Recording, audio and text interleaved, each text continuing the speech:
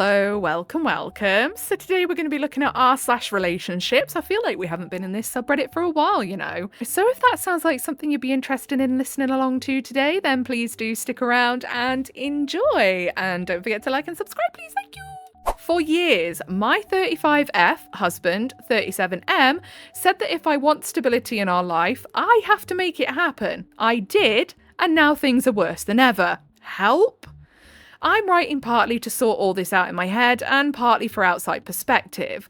I don't even know what to think anymore. Again, I'm happy to explain any details that need fleshing out if it helps. I'll try to be concise and I truly appreciate your reading. 9 months ago, I posted asking for help about my frustration with going back to work after my husband burnt out in his career. Previous post in my history, couldn't find it by the way, I did look. For the sake of anonymity, I tried to be vague with the details and many thought our work was on the dodgy side. I don't care about keeping it anonymous. All these factors are relevant. I'm an author. I self-published books and made a decent living doing it for several years. My husband is a software developer and mainly buys existing online companies and fixes them up to sell. I love how Reddit immediately went to, oh, they must be into some dodgy dealings, instead of thinking they probably just don't want to share personal info like that on the internet so as not to be recognizable because they're asking for advice. Come on now. Let's put our thinking caps on. It does help. When that's not working, he tries to work a normal 9 to 5, but typically lasts no more than 6 months. His last attempt was 1 day. Wow, that's a quick turnaround. My career before this was in the food industry, which means crap pay, long hours, and very sore feet. I've always said nothing will destroy your soul quicker than working in the service industry. Like, seriously. I got a job that pays 95% of the bills, the rest is covered by savings. Yeah, I'd rather be working for myself, but I like it. I'm good at it. It's the first time I actually enjoy going to work. For the last few months, I've been slowly changing, and it feels like my husband and I are drifting apart. At first, I thought it was a natural phase. Things will definitely feel different compared to working under the same roof all day and night. Now, I don't know. From the previous thread. He says if you want those things, then make them happen, which, fair enough, I completely agree with. I don't want to rely on him to provide the life I want. However, it leaves me feeling a combination of emotions I can't really put a word to. I find myself going through a mental exercises of what would I do in this situation if I was single? How would I support myself? And I start to feel resentful. I'm not single, I'm married. And not only that, I'm not sure I can make enough money to support us. I am making enough money to support us and it feels good. It's given me confidence in a way I haven't had before, but it's also made something glaringly obvious in our relationship. We disagree on just about everything, and we have very little in common. I'm happy to work on writing on the side while I work. He thinks I've given up on our dream and have settled for a world, the 9 to 5 Monday to Friday world, he is loath to spend time in. He sold his business and is still figuring out what he wants to do next. I want to buy a flat in the city, he wants to move to the country, or use our savings to travel or live remotely. I want to settle for a while and make friends. He thinks there's plenty of time for that in the future. I want to make our home cozy and put up decorations like photos, artwork. While he likes it, he thinks of it all as just pointless stuff we shouldn't waste money on. I could go on, but you get it. It feels like literally everything I like, he hates. So basically, the OP has voiced wanting to have certain things and, be able to have nice things in the house and whatnot. The husband's gone, well, I can't keep a decent job down, so if you want that stuff, you've got to earn the money for it. The OP has earned the money, and now he's going, don't like that idea, don't like that idea, don't like that idea. Dude, make up your mind. I've also realised that most of the moves, most of the big decisions, were things I went along with. I'm not saying he bullied me or anything, just that I didn't feel too strongly one way or the other, so tended to go with what he wanted. Of course we talked about it, but it rarely was me pulling in the bulk of the income, so I didn't feel like I had much of a say. Now I feel strongly about a life direction and have the ability to make it happen, and I feel guilty. He says I've changed, that he's the same as he's been, wants the same things he's always wanted. This is me altering the situation, which I agree with, but it's not like it's this massive bait and switch plan. Our entire marriage I've talked about settling down. I'm rambling. Here's the way I see it. We both love each other and genuinely want to make the other happy, which is why over 10 years we've both compromised on choices that go against what we individually want. He goes to work for a little while so I can have a semi-stable home. I bounce around the world with him so he can discover himself and his career. But our tolerance for these periods have become too short to manage. He physically can't work for another person. I want to scream when I think about packing up my stuff and starting over again. Have we just spent so much of our marriage being distracted by the exciting newness of moving and pushing for financial independence? We didn't notice how little we have in common otherwise. I can't help but feel that this is on me. Not my fault per se, but on my shoulders. I'm the one rocking the status quo, and if I want things to balance out, it's up to me to adjust my expectations. No, I don't think so. I don't think it's necessarily that either of these people are bad. I just think that, like the OP has said, up until now, they went along with what the husband wanted because the husband was making more money. And because everything was constantly go, go, go, and everything was always up in the air, nothing was ever settled, they never really had a chance to sit down and realise how incompatible they are, which I think, it's neither of their fault really, because they both have a part to play in the reason that they were doing all that in the first place, OP didn't speak up enough, and the husband obviously was a bit too involved in his own little bubble to realise. But I don't think necessarily in a super selfish way either.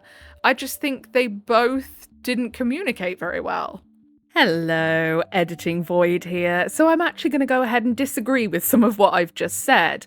Obviously, when you're reading a post sometimes, you can miss things when I'm reading it to you guys, and I can miss things or something just doesn't quite sink in. So as I was reading it, and obviously as you've just heard, I said, I don't think either of them are selfish. I just think it's an incompatibility and that they haven't communicated very well, yada yada. But really, listening back now to myself read this, I noticed she said that he said to her, you're giving up on our dream to travel and all this and that and the other. And OP has made it very clear from the start that that was never their dream. So the OP's husband has not heard them and selfishly just gone, my dream is now your dream, okay? You have to want what I want, and that's how I feel that the OP's husband is thinking. Whether he's doing it like maliciously or whether he kind of just assumes that everyone wants that, like the sort of people that are like, everyone wants to go on holiday every year abroad, and not everyone does, that kind of thing. So I do feel like actually the OP's husband is a little bit selfish and hasn't considered what the OP actually wants, despite the OP saying over and over again, I would love to be settled. I would love to build a community. I would love to actually have a house that I can finally decorate and spruce up and make my own and not just live out of boxes. And the husband has never really taken that in or heard her at all. So I actually do disagree with what I say there a bit. I still agree with myself though, where I say that clearly communication between them is not very good, and clearly compatibility is not very good either. So then down in the comments, Manic Man quotes the OP saying, I want to buy a flat in the city. He wants to move to the country or use our savings to travel or live remotely. I want to settle for a while and make friends. He thinks there's plenty of time for that in the future. I want to make our home cozy and put up decorations like photos and artwork. Well, he likes it. He thinks of it all as just pointless stuff we shouldn't waste money on. I could go on, but you get it. It feels like literally everything I like, he hates. These seem like fundamental incompatibilities. And then quotes the OP again saying, I want to scream when I think about packing up my stuff and starting over again. Yeah, I would, if I was in front of the OP and I was able, this post was 7 years ago, by the way, but if I was in front of the OP at that time and was able to give advice, I would say, look, I hate to tell you this, but you two are not meant to be together. You can love each other as much as you want and you can care for each other as much as you want, but it doesn't change the fact that you have nothing in common. And then Jolie 1789231542345. I think I got that right. One take, thank you very much. Quotes the OP saying, "Have we just spent so much of our marriage being distracted by the exciting newness of moving and pushing for financial independence we didn't notice how little we have in common otherwise?" In one breath as well. Look at me go. It kind of sounds like it, yeah. Edit. That said, a lot of the other comments have suggested a relationship where you maintain a home base of sorts and he travels more than you. Would that work for you both? I think with him not able to hold down a decent job for any amount of time, probably not.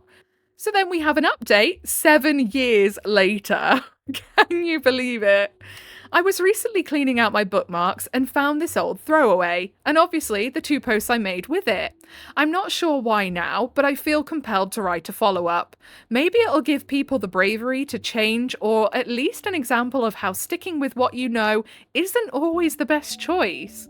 And obviously, very long story short, with the help of those posts and a lot of long nights thinking, I left my husband.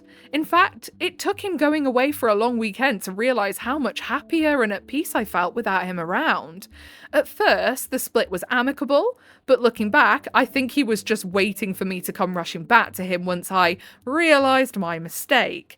When that didn't happen, and he could see I was actually serious about building a new life for myself, a switch flipped. We only spoke when he needed something from me, and eventually that stopped too. Enough about him.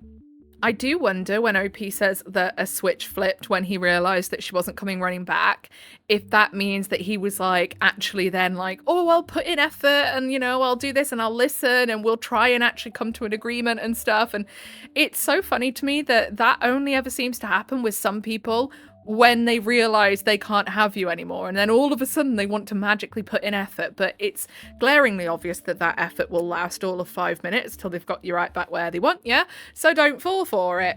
I'm now 42, happier and healthier and more satisfied than I've been my whole life. I picked me, and that was the best choice I could have ever made. I lived alone for the first time, and my God, the peace of having my own space, unrivaled. I ended up staying in that apartment for 5 years, not a moving box in sight. I put art on the walls, I knew my neighbours, I made a home, I grew my career and went back to school, made friends, built a little community. Oh, honestly, there is nothing more satisfying than when you realise that actually living alone and being single is just the most peaceful.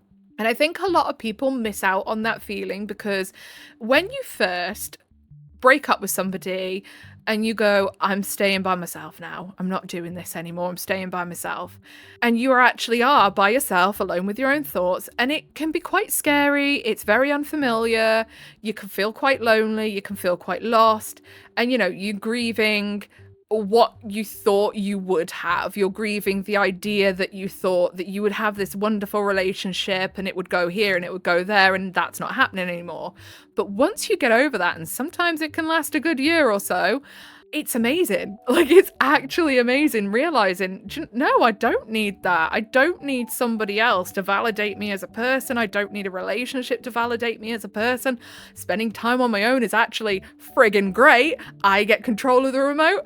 I can read in peace. I have a clean house. My bedroom's not a shithole anymore.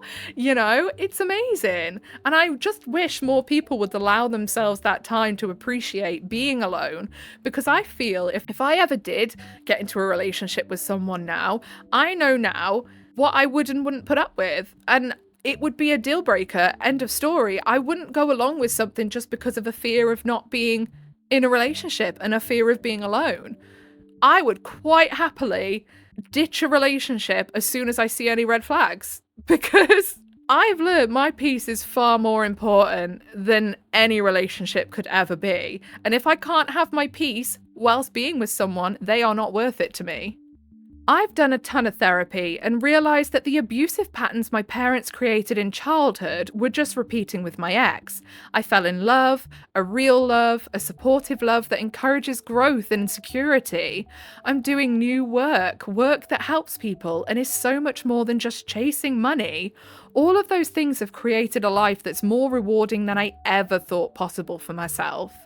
I've gone through some really crappy times too, illness, cancer scares, death, loss, but I have no idea how I would have come out the other side without the community I'd built around me.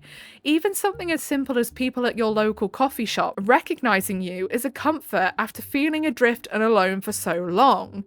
Anyway, if I were to respond to myself from 7 years ago, this is what I would say. Leave the loser. He doesn't care about you. He never did. He only cares about what you can do for him, and now that you aren't serving him, well, just go. You are capable of doing difficult things, and you are worthy of the work it takes to accomplish them. Trust your abilities. Trust your gut. It's been screaming at you for years now, honey. Life can be so much more than you experienced, but you have to make it happen for yourself. TLDR, left my husband, happier than ever.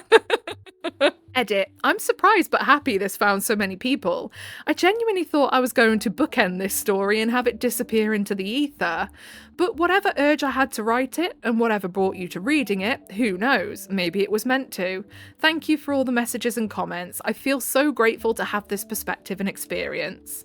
So then down in the comments of the update, London Schmunden says, it's really ridiculous the amount of women I know who leave marriages and blossom, thrive, are so much happier for it. You don't see that much talked about in the outside world. It's really remarkable. Honestly, it's so true too. And then Visceral Kite says, and the number of men who think that marriage is a scam for them and they will die worse off. Women are only in it for the money. So laughable when you can see that this is actually the reality for many women who get caught in traditional roles. No financial independence, no say, trap raising the kids mostly on their own, no time for themselves or their hobbies, and end up taking care of their ailing elder spouses. Yeah, and do you know what? It always makes me laugh whenever I see like comments or whatever on like a pretty girl's posts on TikTok, Insta, whatever, and blokes like, oh, I bet you're the gold digger type. And it's like, my love, you have no gold to dig. Take several frickin' seats.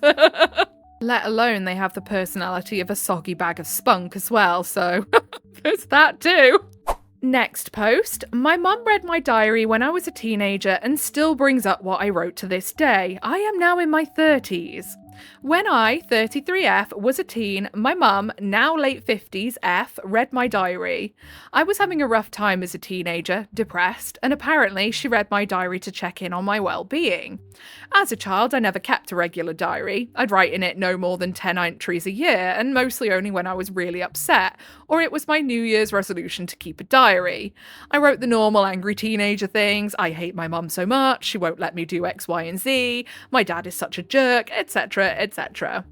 My mum was really hurt by the I hate my mum entries and still brings it up to this day. Like, is she just like new to teenagers or something? Does she not remember being one? We have all said some version of that as a teenager. Like, come on now. Even though I am now an adult in my career with a long-term partner. She has never apologised for reading my diary, which, while hurtful, is not even a big concern for me at this point. Multiple times throughout the years, I have told her that diaries are for processing emotions and don't represent the actual feelings we hold. Seriously, honestly, true. Just things that needed to be expressed and processed. I've also told her it's important to have private places to process thoughts so you can be more fair and rational after getting it out. I'm honestly not sure how this can ever get resolved. Almost every time I visit, this topic comes up and makes the visit extremely uncomfortable for everyone, including my partner. Advice, please. TLDR, mum was hurt by things she read in my diary when I was a teenager and still brings it up 15 years later. Like, honestly, first off, your mum, massive faux pas for reading the thing in the first place. Like, I feel icky if I accidentally come across a note that my kid has written to their classmate in their blazer pocket when I'm doing the uniform wash. And I'm like, I can't look. That's private. Like, give your kids privacy. They need somewhere that they feel safe to express their emotions. You are able to check in with them verbally. You know, parents, we can all sit there. We all agree. We can all sit and go, come, child, sit down. Tell me what ails you. And if they want to talk, they can. If they don't, they don't. But give them the space to talk. Don't read their fucking diary. Like, what the hell? They're never going to see you as a safe person to talk to again if you invade their privacy like that and then throw it back in their face. Now, and I'm like, I wrote so many text messages, notes, little things in little books saying I hate my flipping mum for this, that, or the other, or I hate my stepmom for this, that, the other, I hate my dad for this, that, and the other when I was a teenager because I was a little asshat with a lot of anger issues. But, you know, it didn't reflect what I really thought. It was just getting some aggression out as of when it arose, you know? So then down in the comments, Buddha-ish says, I am surprised that you want me to remind you this often of how you abused my trust and violated my privacy. It seems like you'd want me to forget. And then OP says, this also is amazing. And then Tin17 says, this is the perfect response, literally, because it shuts that shite down straight away. Although, actually, no, because if they're the sort of person to throw back in your face something that you wrote in anger as a teenager, they'll probably throw that in your face too. It might just be time to go, oh my god, just shut the fuck up about it already. I'm sick of hearing about it. Can we drop it? Okay, so that's all we've got time for today. Bit of a shorter one today. I am running on not a lot of time. The only reason for that is that it's midnight. And I have to be up at the ass crack of dawn to get these sprogs of mine ready for school. So, yeah, not really the smartest idea to be recording so late, but whatever. It is what it is. If you made it all the way to the end with me, I appreciate you very, very much. If you give it a little like, subscribe, notification, that is your initiation into the cult of void. Welcome! Whatever it is you're doing for the rest of the day, I hope you have a really good rest of the day. Goodbye!